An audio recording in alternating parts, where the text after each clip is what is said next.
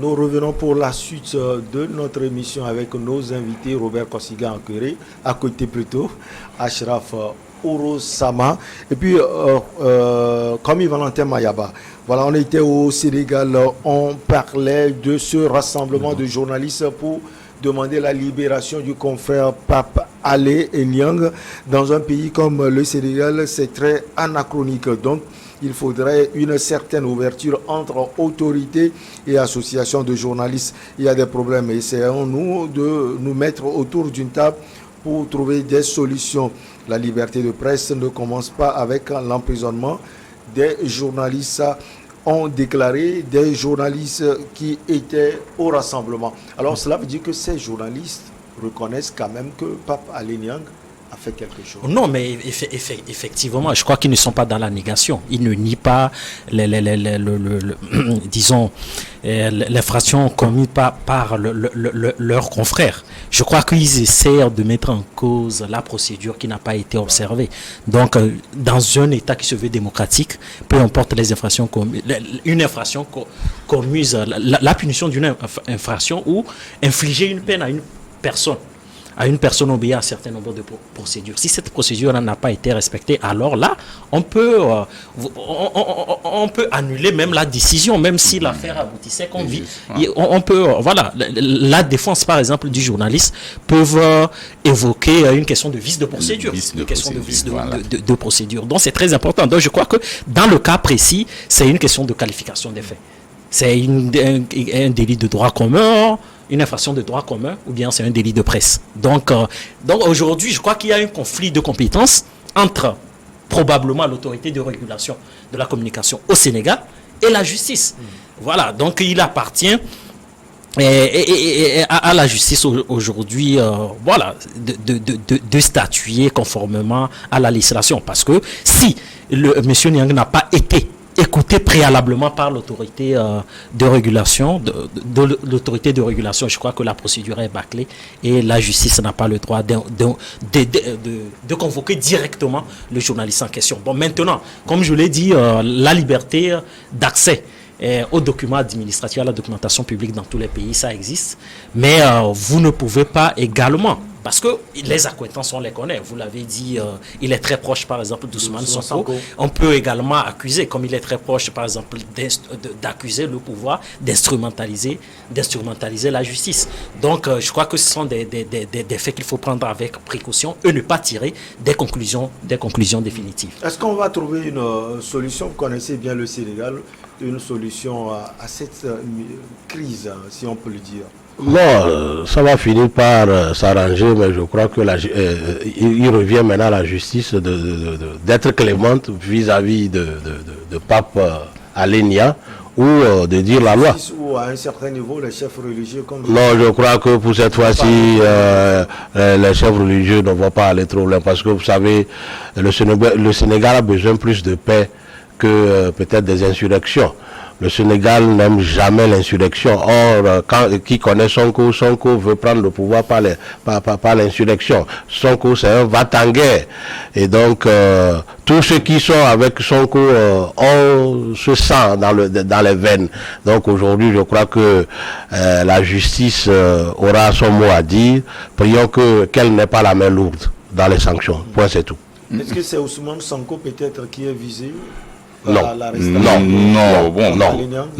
c'est trop tôt de faire une aventure de cette assertion-là. Mais ici, ce que nous disons, et moi je dis, s'il y a déjà vice de procédure, il faut, quand les confrères demandent la libération immédiate du confrère, c'est parce que vous savez que quand il y a vice de procédure, ça peut annuler même on peut requalifier même les faits quoi, et revoir la façon dont la procédure, s'il faut ramener le problème au niveau de l'institution qui est chargée de réguler les médias et tout. Mais dans ce cas-ci, ils ne veulent pas revenir requalifier les faits. Je crois qu'il est important pour l'apaisement et pour toute autre matière, pour en ce qui concerne la tranquillité du pays, c'est de libérer le journaliste pour ne pas encore tomber dans les travers. Parce que si, comme le disait mon frère tout à l'heure, s'il y a vice de procédure, ça peut même annuler l'infraction. Et donc, dans ce cas, on ne considère pas ce que le journaliste a fait. Mais du moment où il y a vice de procédure, je crois que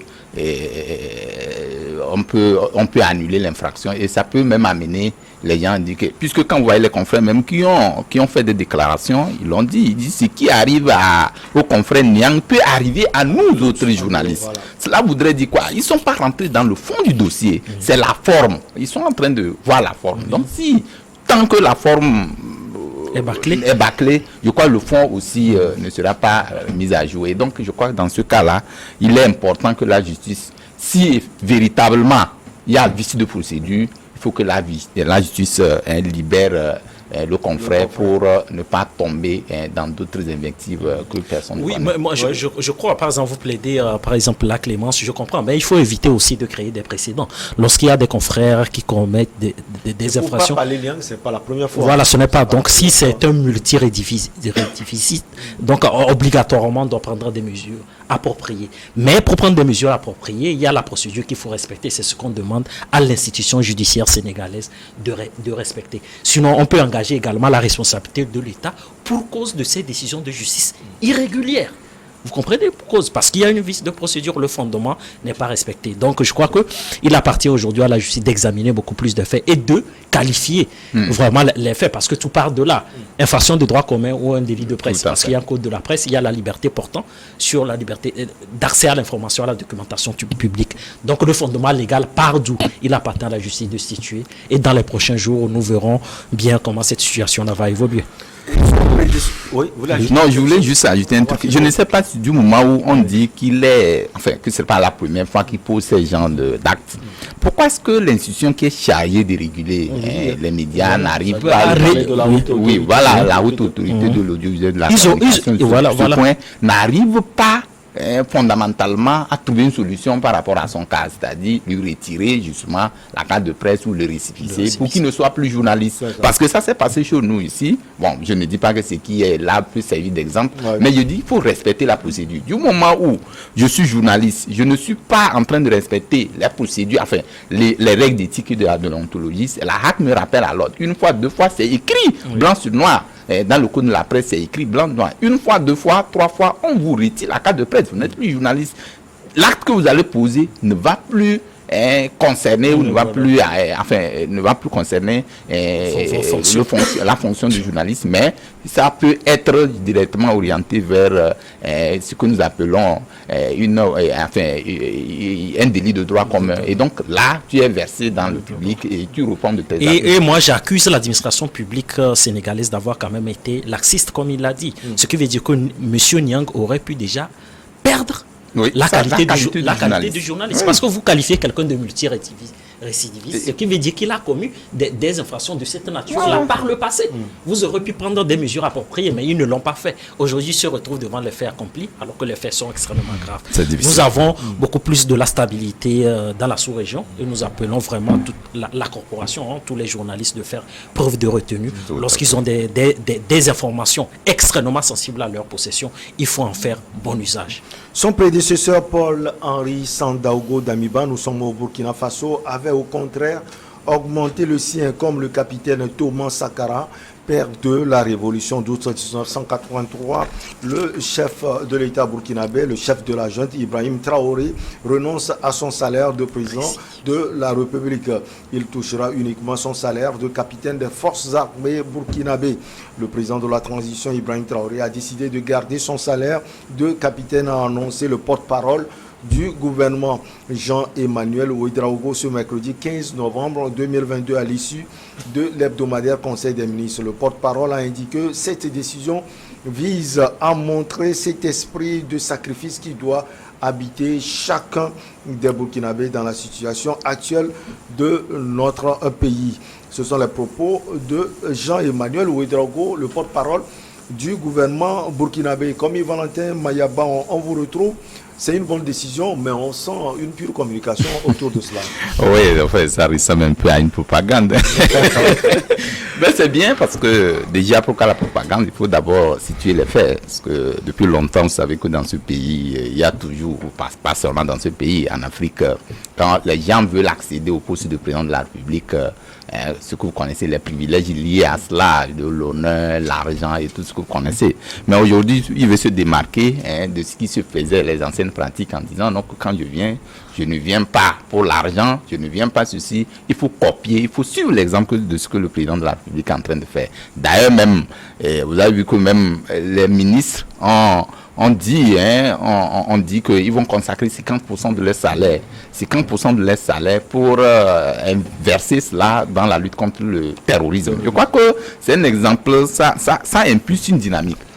La dynamique ici, c'est que les gens constatent que forcément, il faut quitter l'étape de, comment l'appelle-t-on, l'évasion fiscale, c'est-à-dire que le détournement ou peut-être ceci, mais aller véritablement vers ce qui est essentiel. Ici, ce qui véritablement amène ces différents coups d'État dans ces États, c'est peut-être qu'il y a le terrorisme, quand on peut le Mali, quand on peut le Burkina et que sais-je encore. Mais le plus souvent, quand Ibrahim Traoré arrive au pouvoir, il met l'accent particulier en incluant toutes les filles et fils du pays vers la lutte contre ce terrorisme. Je crois qu'il est en train d'impulser une dynamique. Et cette dynamique aujourd'hui, ce n'est pas... Moi, je comprends un peu bien cette propagande.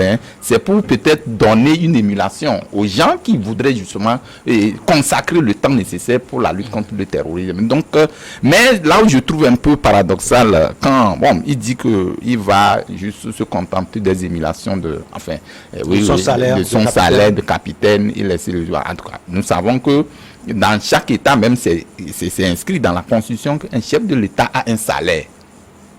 Ça veut dire qu'actuellement, il agit en tant que capitaine ou il agit en tant que président de la République. La question est là. Bon, alors, le président, mais il ne va pas prendre le président. Voilà, donc ça veut dire que c'est une grâce qui fait. C'est-à-dire qu'en ce moment, nous parlons de grâce. C'est-à-dire que rien ne lui oblige à ne pas prendre l'argent du président de la République. Est-ce que je me fais comprendre un peu? Ici, il dit non, c'est comme si vous prenez votre salaire, vous allez reverser ça dans un domaine pour dire que voilà, à partir d'aujourd'hui, je fais ce sacrifice pour ceci, cela. Mais en même temps, il rappelle ou il incite les autres à faire autant pour que même partout où nous voyons, il y a cumul de fonctions, actuellement, nous ne savons pas comment ça se fait. Chez nous, ici, il y a des cumuls de fonctions. On ne sait pas, ces personnes-là gagnent doublement. Bon, je ne peux pas citer des noms, mais nous voulons vraiment qu'il y ait de la clémence, qu'il y ait de la clarification dans beaucoup de choses qui se fait dans la gestion de la chose publique. Parce que aujourd'hui, quand on dit un président de la République qui dit que je ne prends pas le salaire, je veux me battre. Et c'est vrai le sens même d'un président de la République. Quand il vient pas pour lui, il vient pour le peuple. En fait, c'est ce qui est important à faire comprendre le véhicule du message qu'il est en train de donner, c'est ça. Donc, je ne viens pas pour l'argent, mais je viens pour le peuple. Je peux mourir pour le peuple. Et donc, moi, je trouve que c'est bien, mais en même temps, il faudrait quand même regarder sur d'autres pesanteurs pour voir qu'est-ce qui peut arriver après. Est-ce que ça ne doit pas rester dans des paroles? Est-ce que ce serait véritablement respecté? Comment sera vérifié ces paroles-là? Comment est-ce qu'on saura s'il a gagné son argent? Est-ce qu'il y aura une équipe de contrôle dans le cas de ce... Bon, tout ça là, c'est beaucoup de choses. Mais je trouve déjà que cette parole crée déjà de la joie au sein de la population pour dire qu'au-delà de tout, le jeune capitaine est en train de... Voilà, il est intéressé par l'argent. Mais c'est ce que nous disons. Voyons, c'est ce qu'il nous a dit. Ouais. Bon, maintenant, dans les tréfonds, on ne va pas chercher. Mais ça crée, ça crée quand même une certaine joie au sein de la population pour dire que, une fois, on en a expérimenté que c'est bien. Moi, je trouve que c'est une bonne décision. Et il faut l'implémenter et puis arriver au centre. Robert Kosiga, à côté, on peut prendre aussi les sous et verser cela dans la lutte contre le terrorisme. C'est pourquoi je dis il y a un côté de communication dans cela. En tout cas, je vois aussi l'esprit sankariste, il faut le souligner. L'introduction l'a souligné tout à l'heure. Alors, Ibrahim Traoré, quand il est arrivé, il a dit qu'il allait faire comme Thomas Sankara. On a vu les démarches, même la nomination de son Premier ministre. C'est aussi une bonne chose, toujours. Oui, en dehors du populisme, quelle est la chose? Je crois que hier, quand je l'écoutais sur les réseaux sociaux, il parlait des citoyens qui n'ont pas pitié, des citoyens transporteurs qui n'ont pas pitié du pays et qui ont gardé des tarifs exorbitants pour amener des vivres dans les régions où sévissent actuellement la pauvreté et la disette. Donc je crois que c'est pour inciter tous les Burkinabés à l'esprit de sacrifice, surtout. Sinon c'est du populisme cru. Tout le monde sait que le président de la République est une institution qui a un budget et qui a beaucoup de choses. Donc je crois que ça là c'est du populisme, comme le Sankara qu'il imite. C'est des gens qui parlent beaucoup et qui ne font pas beaucoup de choses. Mais pour cette fois-ci, sa déclaration est conforme aussi à la situation que vit actuellement le Burkina Faso. Tout le monde sait que le Burkina a perdu plus de 40% de son territoire et que les activités économiques sont à la baisse, puisque personne ne peut faire les affaires sous les balles. Les balles crépitent de partout, les terroristes sont à la porte de Ouagadougou. Et puis il incite aussi les gens de la société civile et les politiques burkinabés à la retenue. Et que tout le monde se donne la main pour d'abord bouter le terrorisme dehors, de récupérer, de reconquérir les territoires perdus, de faire régner la paix et la quiétude d'abord au Burkina Faso avant qu'on ne parle de paix et de démocratie. Il a même dit qu'à Ouaga, les gens ne parlent que de démocratie et des droits de l'homme. Or, à l'intérieur, il y a les populations qui mangent de l'herbe, qui dorment dans les arbres. Et puis, alors, tout ça là, alors, sont conformes avec cette dernière déclaration. Et puis, les signaux sont même donnés quand ils ont mis l'Assemblée constitutive en place. Ils ont dit ils vont faire un travail bénévole. Donc le temps a été donné là-bas. Si l'Assemblée constitutive va faire un travail bénévole, il va falloir que les ministres aussi gardent peut-être une partie de leurs sous, de leurs émoluments, et que le chef de l'État aussi donne un exemple, puisque la charité bien ordonnée commence par soi-même. C'est du populisme, mais c'est bien coordonné et on dirait qu'ils ont même étudié la chose avant de le faire. La fois dernière, il a dit il a foi que ça va changer, il appelle à la solidarité, il appelle tout. Seulement que, est-ce que les Occidentaux vont permettre un jour à la sous-région africaine de se libérer des terroristes? Puisque moi, j'ai tendance à croire que l'OTAN et l'Occident, c'est eux qui nous ont créés. Alors, avec Sarkozy et Obama, qui nous ont créé ce problème. Ce problème est né de la Libye. Ce problème est né de la Libye. Aujourd'hui, tout le monde voit les tonnes de milliards qu'on déverse en Ukraine, les armes et tout qu'on apporte à l'Ukraine. Si, alors, ceux qui ont créé ce problème en Libye ont eu une pensée positive à l'Afrique, je crois qu'ils sauront donner les moyens à nos États pour bouter les terroristes dehors. J'ai suivi une intervention de Idriss Déby, peu avant sa mort, qui a dit tout l'argent que les pays occidentaux leur ont promis, aucun centime n'est donné. Maintenant, n'oublions pas que le FMI qui vient, alors régenter nos États de ne pas acheter beaucoup d'armes. Or, aujourd'hui, nous sommes confrontés à des gens qui sont très armés, parfois surarmés que le pays. Alors, si nous sommes pris dans tout ça, et que même des institutions comme Amnesty International et Human Rights Watch, à chaque fois que nos États arrivent à ouvrir le feu sur les terroristes, qui alors les menacent de cour pénale, de cour pénale internationale. Or, si les terroristes tuent, si les terroristes bombardent, si les terroristes décapitent, personne n'est là pour alors dire il y a la cour pénale internationale. Je dis capitaine Traoré, malgré sa bonne volonté, a du pain sur la planche, malheureusement. En avril 2022, le président déchu Paul-Henri Sandaogo Damiba avait pris un décret portant rémunération du président, des ministres et des présidents d'institutions. Le mois même, il avait perçu un salaire de 2 826 400. Son premier ministre Albert Ouedraogo, quant à lui, avait un salaire de 2 782 717 francs CFA. Dans un article dans le journal d'investigation, le reporter avait estimé qu'il bat tous les records de salaire burkinabé. Ni Blaise Compaoré, ni Roch Christian Kaboré n'a eu ce salaire de l'ex-premier ministre. Les deux anciens présidents touchaient respectivement 2 206 195 francs et 2 148 320 francs.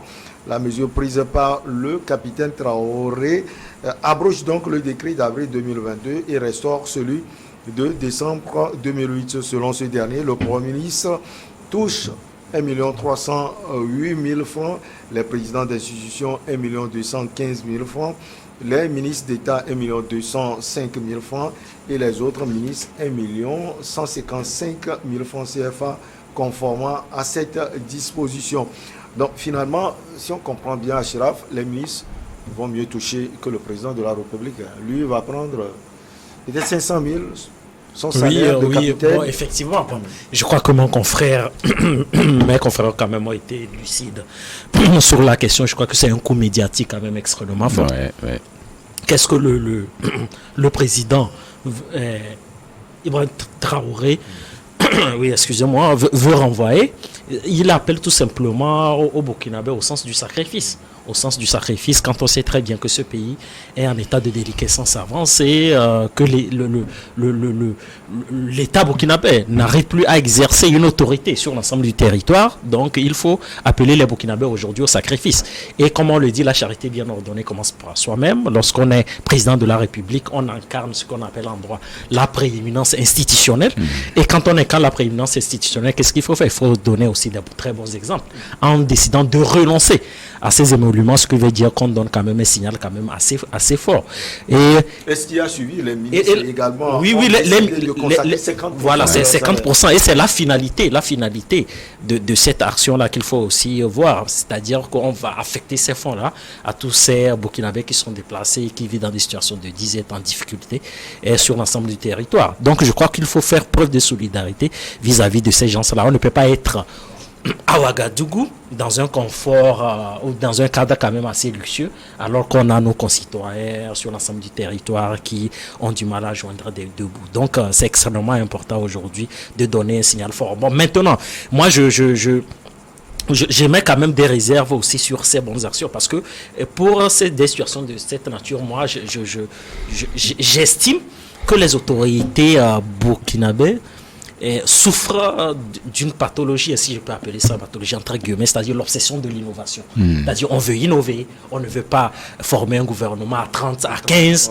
on veut faire ça, on veut faire... Non, mais je crois que lorsqu'on a l'obsession de l'innovation à un moment donné, on perd aussi le sens de la réalité.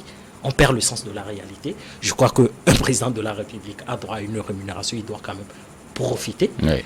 Et on doit quand même, compte tenu aussi des enjeux majeurs, c'est vrai, il y a des enjeux majeurs, il faut réduire le train de vie de l'État, compte tenu des contraintes budgétaires aujourd'hui, on peut décider de former un gouvernement beaucoup plus restreint. Mais est-ce que cela permet d'avoir des résultats à court terme?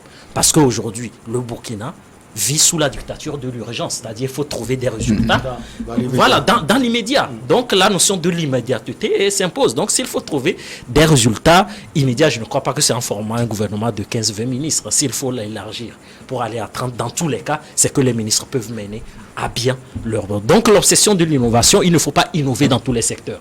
On peut décider d'améliorer ce qui se fait précédemment, mais tout en apportant de l'innovation, et non décider de faire table rase et d'apporter. Bon, moi je trouve que ce sont des aspirations légitimes. Lorsqu'on arrive au pouvoir, on est animé de très bonnes intentions, on a un projet de société à opérationnaliser et tout, on a des mesures gouvernementales à prendre. Oui, mais il ne faut pas aussi perdre le sens de la réalité. Il faut prendre le sens de la réalité. Mais bon, pour revenir à l'acte précisément, je crois que c'est un très bon acte aujourd'hui. Tous les Burkinabés sont appelés au sens de sacrifice pour faire vraiment preuve de solidarité vis-à-vis des Burkinabés qui sont en difficulté. C'est extrêmement important et cela va permettre c'est la moralisation aussi de la vie publique. Rappelez-vous, quand Macron est arrivé au pouvoir en France, c'était le premier projet de loi qu'il a rédigé en parlant de la moralisation de la vie publique. Je crois qu'aujourd'hui, le Burkina également en a besoin, la moralisation de la vie publique. Il faut mettre fin à la prévarication parce qu'il faut faire un maximum d'économie pour pouvoir investir dans des secteurs qu'on peut juger prioritaires. Parce qu'il y a des concitoyens des Burkinabés qui sont en difficulté. Et les ministres aussi ont donné l'exemple. Oui, effectivement. De consacrer 50% de leur salaire du mois de novembre. Oui, donc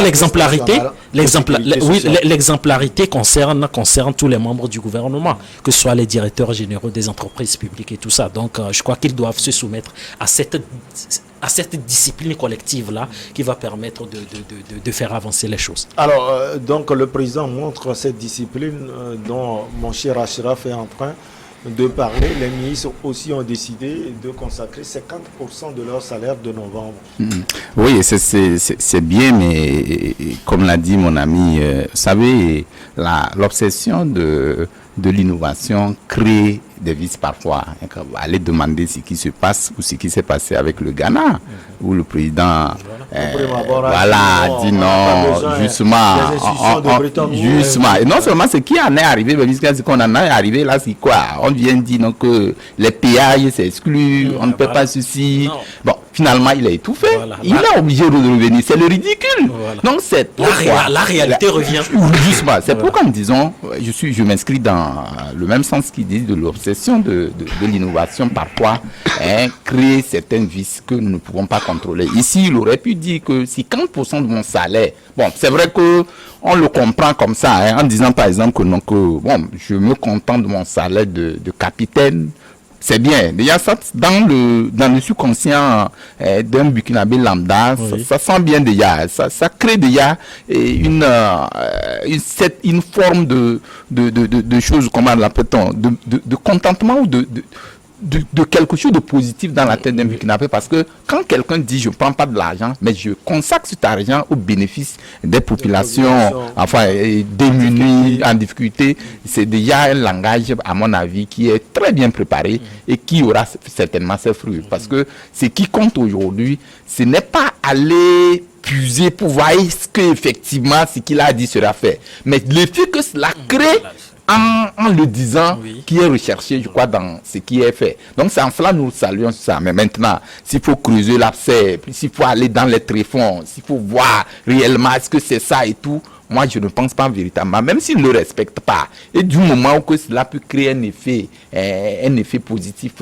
dans le cadre de la gestion de cette crise-là, je crois que ça peut forcément donner un regain de joie dans la tête de tous les Togolais, même dans tous les Burkinabés, j'allais dire ceci Togolais, et en même temps revenir pour apporter un peu de bémol par rapport à ce que Robert Kosigan disant que non, est-ce que on serait en mesure de sortir de cette léthargie de guerre en Afrique? Je dis oui, s'il y a une solidarité africaine. C'est vrai que nous sommes instrumentalisés. Aujourd'hui, si nous disons que non, nous allons sortir de cette joug, de ce joug-là, nous allons arriver. Le Mali a emboîté le pas.